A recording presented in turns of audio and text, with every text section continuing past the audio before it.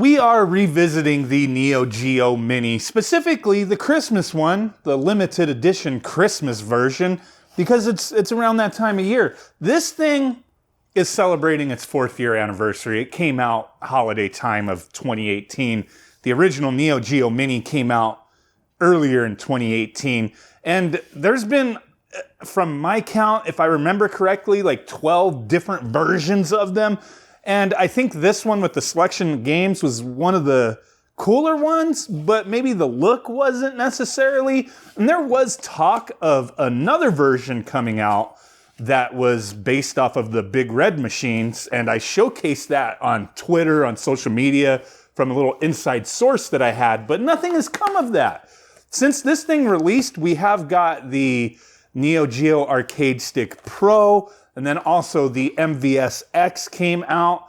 And there was talks about another Neo Geo machine besides the other Neo Geo Mini. There was supposed to be a Neo Geo 3 that I'd talked about, and then it was mentioned in their investor relations stuff, and also they eventually mentioned it in social media at one point that there was a machine being worked on, the Neo Geo 3, and from the intel that I had, it was originally supposed to be like a Metal Slug tank, but then there was supposed to be some kind of online capabilities, like it was supposed to be a tank was what the console looked like. I don't know, but we haven't heard jack shit with any of that for a long while now. But I wanted to take a look at this. This is a new one. I did unbox one of these way back when it came out. This one has never been removed from its box. And this was supposed to be a limited edition. You can find these. I think it might have been limited to maybe 10 to 15,000 worldwide, if I'm remembering correctly. I may not be, but it is a limited edition. It says so on the box, but you could still find these for I don't even want to say a reasonable price. I was going to say a reasonable price, but pretty much you're going to find them for what they were going for when they first came out. Bit over $100, 130, 120, 150. If you look, you'll find it. It doesn't look bad. I think it looks really bad when you start putting the Christmas stickers on this thing, right? It's a neat looking device, but it's not what anybody really wanted, especially with them releasing like multiple Samurai Showdown versions, different editions. There's a USA edition, not just the international and the Japanese release. There's a US version that they put out. I'll show you that real quick. This one right here is the US. I've never opened this, but you find these ones for sale all the time. Like for a minute, it was difficult to find the controllers separately, but they put out this like USA pack. Like you see, it's got the US flag on there, and it came with 2 controllers and the body style of the Japanese edition or the Asian release. So this is like, I think, one of the best bundles to buy if you still actually want one of these, just because it comes with, you know, multiple controllers. And a lot of times you find this, I think I got this one for like $60 at some point, but we're not talking about that one today. We're talking about this one. So this one, it came with a bunch of stuff. You had screen protectors. You had, I don't even remember what I said about this when I first got it. You had a little anti-slip pad that you put underneath so it doesn't slip around, but it's got rubber feet, so you don't really need to worry about that. And then you also got these stickers. Like I know the other editions, like you would get random stickers, but I think this one just came with an assortment of Merry Christmas, 7 different stickers to put on it. Something like that. Overlays for the control panel. Really ugly looking stuff in my opinion. I'm not gonna lie, if they put out a Halloween one, maybe I would be like excited for that. But yeah, this is what we got. We also got a power cable in here. This did not come with a, oh yeah, it did come with a branded HDMI cable down there. So that's nice. But there's the power. Everything Neo Geo branded. It's really cool. And then the controller, I'll open one of them. A lot of people did not like this controller. A lot of people didn't mind it. Kind of mixed, I guess is what I'm trying to say.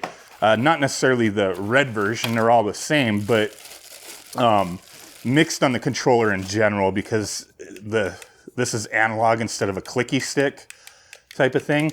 But it doesn't feel too bad, and I think you do get used to this. But let's power this thing on. Okay, so I kind of reorganized a little bit, but back to what I wanted to talk about. I mean, this thing kind of sucked to a lot of people back when it came out, but they sold extremely well, so they couldn't have sucked that bad, you know? I'm talking the whole range of these devices. Sure, the limited edition ones that are out there, you could still find them. Most of the Samurai Showdown ones, the Christmas ones, so maybe those ones didn't sell extremely well because they were kind of a higher price point than the originals.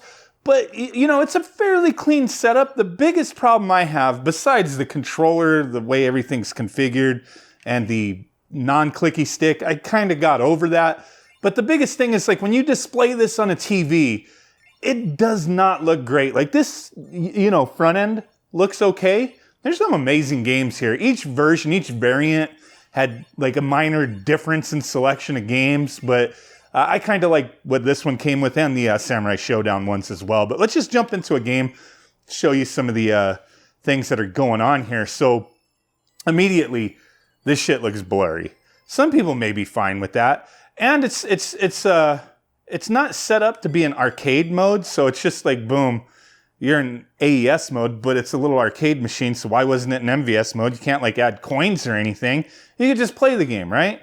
Now, visually, you know, some people may be fine with that. You can change certain things. The image optimization just makes it even more blurry, but we could turn that off and it's still going to look blurry. And then you can change, you know, full screen or widescreen type of thing. But back to the game. That's with the image optimization off. And it's just kind of looks like composite to me.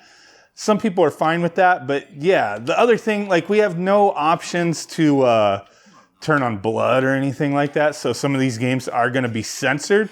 I think latency wise, the way these things play seems mostly fine to me. I don't really have too much of an issue playing them. Like I said, you get used to this, you know, controller.